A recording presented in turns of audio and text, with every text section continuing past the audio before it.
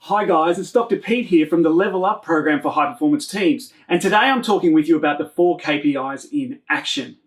As you know, work plays a large and important role in all our lives, and most of us spend up to a third of our entire lives at work. Given this, it's important to make work as enjoyable and sustainable as possible, and the best way to do this is by being a part of a high performance team. High performance teams are able to fit in and stand out because they balance 2 important factors. They fit in together because they have high levels of team engagement. They stand out together because they have high levels of team achievement. These twin factors of achievement and engagement are underpinned by 4 key performance indicators, also known as KPIs. In this short video, we're going to zoom into KPI3, leveraging diversity, and show you some practical things that you and your team can do to level up to become a high performance team. Thanks, Pete. Team conflict caused by a lack of understanding and appreciation for the individual differences between team members is one of the biggest barriers to high performance. Unfortunately, it's also all too common. High performance teams overcome this barrier by looking at KPI3, leveraging diversity, and asking themselves the question, how does our team promote inclusion to ensure that diversity becomes a strategic advantage? When teams can confidently answer this question, team members begin to understand each other that much better, which encourages a deeper sense of connection within the team.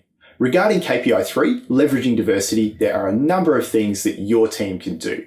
At the foundational level, it's all about understanding your team's individual personality profile and then putting in place some systems to help ensure a healthy team dynamic.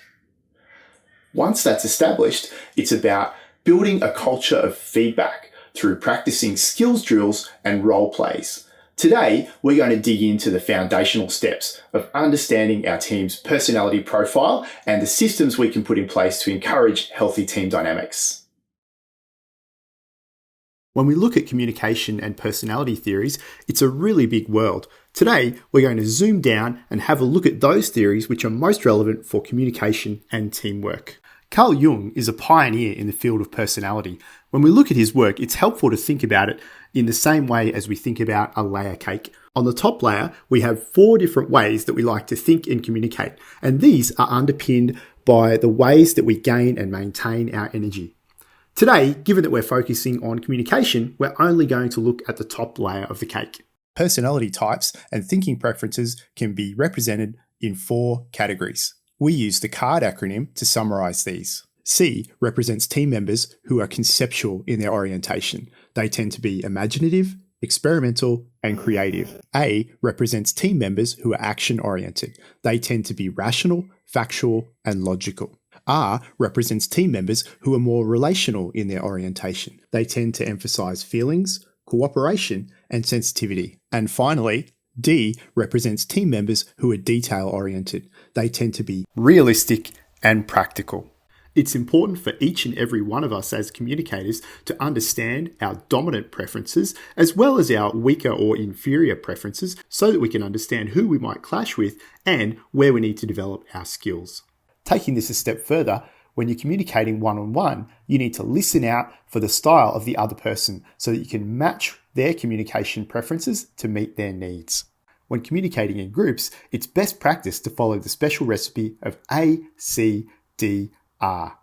That is, start with the action items up front, followed by the conceptual why. Then get into the detail, and importantly, don't forget to finish on a relational note. All personality types and preference profiles have both their benefits and their drawbacks, so it's especially useful to talk about what this means in the team context. It's also useful to talk about as a whole whether the team is skewed to a particular profile or whether there are any particular gaps. Finally, it's useful to talk about where the clashes may occur between types. Taking this a step further, draw a line across the center of a whiteboard. Have the team discuss and note down behaviours that they would like to see more of within their team above the line and behaviours that they would like to see less of within their team below the line. Once you've completed a team profiling activity, an important next step is to capture the learning from this onto a team talent map. Key elements of the talent map include each team member's name and role within the team, their specialized work skills, and their personality profile type. Talent maps are a great tool for onboarding new team members by quickly helping them learn about their teammates and for reminding ourselves about personality profile types during times of stress or when decisions need to be made. A final step that you can take to ensure a healthy team dynamic is to co-create a behavioral protocol to be used when inevitable clashes of personality come up. We recommend that this happens in a 3-step process. Taking a closer look, step 1 involves creating a shared understanding of how a conversation will be initiated, as well as the logistics of where and when it will take place. Step 2 centers around having the conversation itself and should include measures to make sure that all parties involved feel safe and comfortable. And finally, step 3 outlines where to turn to if an issue is still unable to be resolved. Through better understanding our own and our colleagues' personality styles and thinking preferences by conducting team profiling, capturing this information on a team talent map to refer back to during times of stress and decision making, and through co-constructing a protocol to be used during times of conflict when it inevitably occurs, your team will be ensured of a healthy team dynamic as they level up.